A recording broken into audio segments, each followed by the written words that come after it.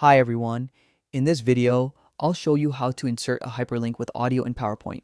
This tutorial will help you make your presentations more interactive and engaging. First, open PowerPoint on your computer and make sure it's updated.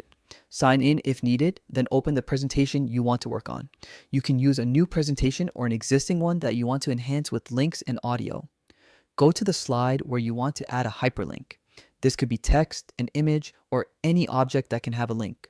Right-click on the element, then select Edit Link or Hyperlink from the menu. In the hyperlink settings, click Place in this document to link to another slide within your presentation.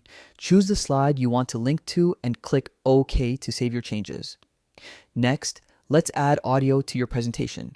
Go to the slide with the audio file you want to use. Right-click on the audio file and choose Playback or Audio Options. Select Play in Background, so the audio starts automatically when the slide is shown and continues across slides.